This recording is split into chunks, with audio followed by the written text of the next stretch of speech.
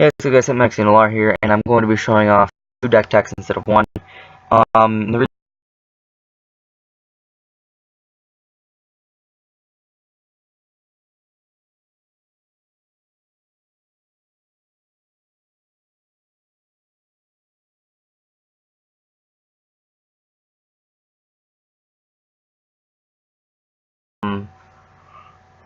excuse me, it's really late where I live.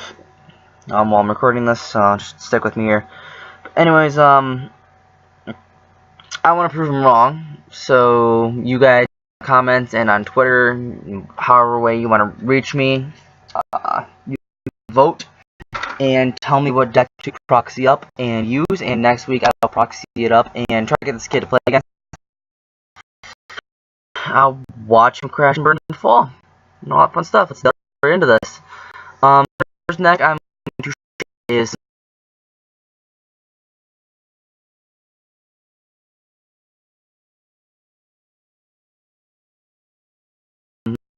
I basically gave away the deck.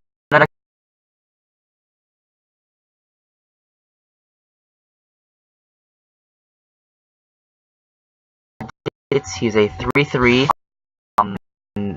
He costs the Sultai colors, and he's a legendary creature advisor. And he states each opponent.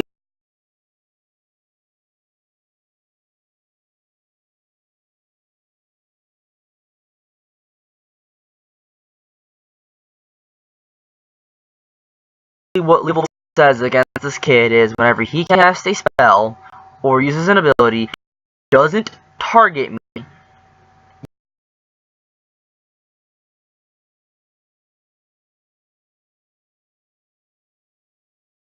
What Leovold says. This kid plays 80% of his deck, draw a card. So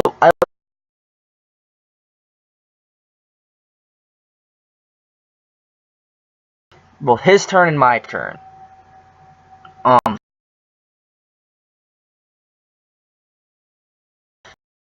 He can't beat a True Nine. He can't beat Jace the Mind Sculptor. He can't beat Liliana hitting the battlefield. He can't beat Daze, because with Daze, he will tap out, okay, for like a Planeswalker, because his deck is also kind of a Super Friends kind of deck. He doesn't know what he wants his deck to be. Anyways,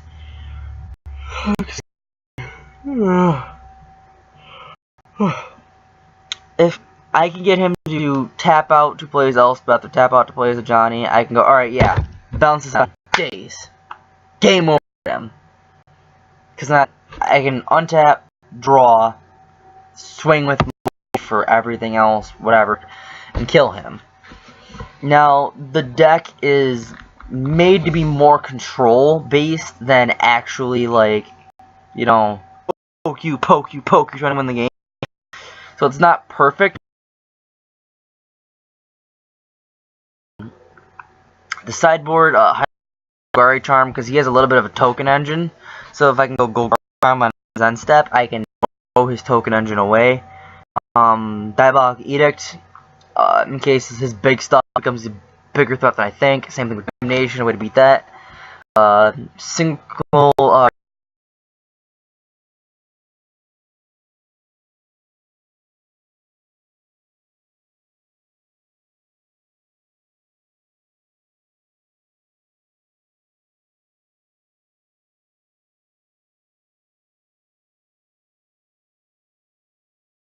to stay ahead of him even more with the card draw.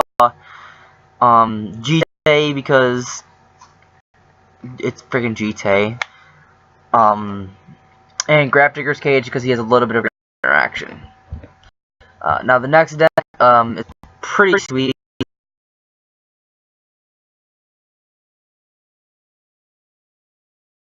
This is not. And the last deck was also built to be an actual legacy deck that I want to play at some point, not just a way to beat this kid. But the sideboard as of right now is just to beat the kid. Afterwards, the sideboard's going to change. But anyways, this is not going to change at all, no matter what. This is just a fun deck, because besides this kid, all of my other friends to build just random, fun, dumb decks that aren't legal in any format.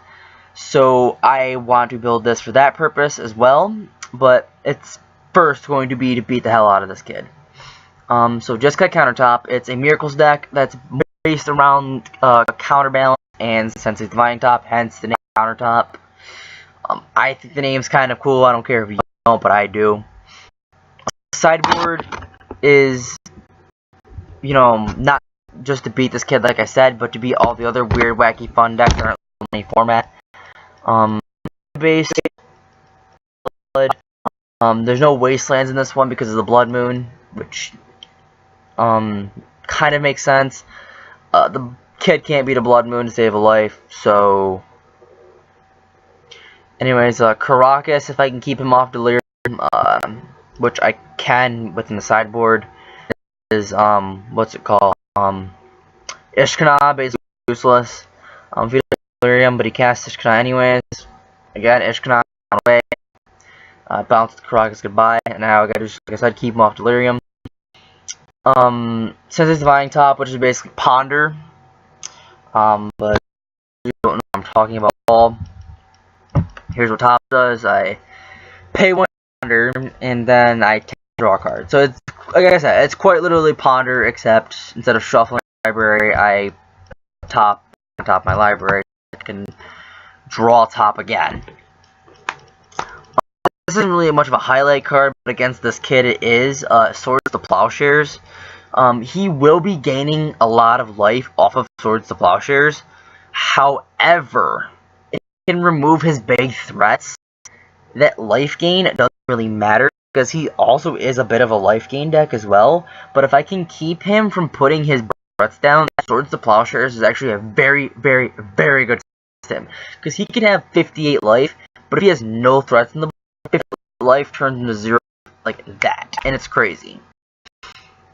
4 Counterbalance, which is, like I said, focal point in the deck. States is a double blue enchantment. Whenever an opponent plays a spell, you reveal the top card of your library. You do counter that spell if I say this kid with balance.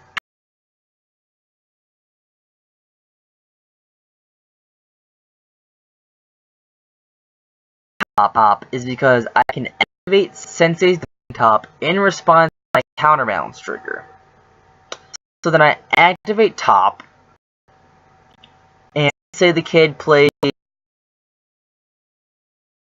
I don't know, he plays a 3-drop, okay?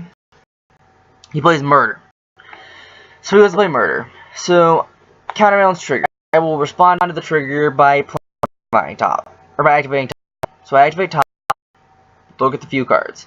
Entreat the Angels is on top, so I put Entreat the Angels on top of my library. And then Counterbalance will trigger, I reveal Entreat the Angels, and his Murder gets countered. That's how it works. He plays a 3-drop, I reveal a 3-drop on top of my library, his Murder gets countered, and on top of that, I have a bunch of 4/4 flying angels that he's not even going to beat next turn. Which Entreat the Angels is a highlight card in the deck, so here it is. I put X 4/4 white angels into the battlefield. It is a 3-drop, but it has a miracle cost of X. Vendilion Click, just a little bit of hand control that I know he can't beat. I know, but getting rid of a big threat and then letting him draw like a small threat is not a big deal if I can bolt it or swords it. 3 Jace the Mind Sculptor for card draw, and Fate Seal basically will keep him from winning the game. Like, I can seal him and keep him just bricking and drawing lands. He basically can't win the game. So that's my backup plan, is to just keep him from drawing good stuff like, oh hey, yeah, 6/6 freaking Vigilance, freaking giant thing that I can't beat. Yeah, bottom that, go, and then he draws a freaking forest when his entire hand is a bunch of lands, you know. It's pretty good. Force of Will, because he can't beat Force of Will and Counterspell. He literally can't beat this entire deck because his deck can't beat Counterspell. Like, his deck is not built to beat Counterspells. And Thunderous Wrath, which is the card that inspired me to build this deck, actually, believe it or not. It's a 6-drop that deals 5 damage at instant speed, however has a cost of 1 red.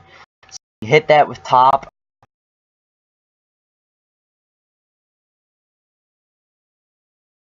Which actually I probably should put Torch of Defiance in this deck, shouldn't I? I don't know. Let me know down in the comments if Shauna Torch of Defiance belongs in the main deck. If she does, I will definitely replace something. Let me know to replace down in the comments if you believe Torch of Defiance, whether it should be the main board or the sideboard. Let me know down in the comments. Sideboard, Blood Moon, because this kid can't be Blood Moon, and not many of my friends can beat a Blood Moon. Flusterstorm, because not many, I mean, I don't know anyone that plays a wacky, weird, illegal storm deck, just in case. 2 Hydroblast, plays like a blue-red, like, weird, wacky control kind of thing that is not legal in any format. So to beat that, I will have Hydroblast. Pyroblast to be counter spells. Line to basically keep myself from getting targeted with a bunch of bullcrap. Rest in peace, because this kid has a lot of graveyard interaction, like Delirium and, you know, returning stuff from hand, and like Eternal Witness, basically things, but not Eternal Witness. So basically, yeah, rest in peace. Surgical to basically beat his threats. Terminus, if I can't keep up with him, basically my way to get back in control. A single copy of Wear Tear, which speed I can destroy an artifact and or an enchantment. It's pretty nice, and show off Terminus. This is like the deck. It's just basically Wrath of God, except destroying all the creatures. They all get thrown in the library for one, which is pretty sweet. But yeah, that is Jeskai top. So let me know down in the comments or on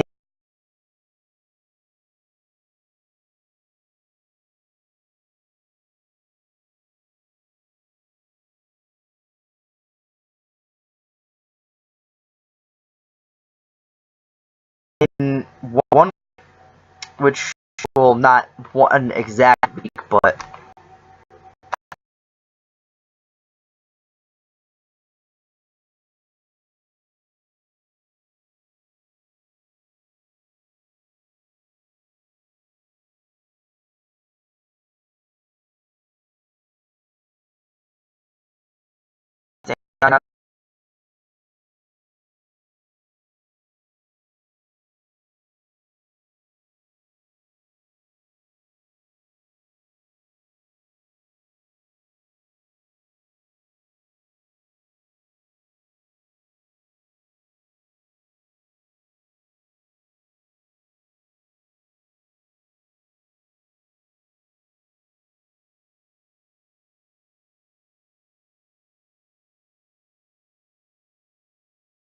never mind. My vote doesn't count in this one at all. My vote usually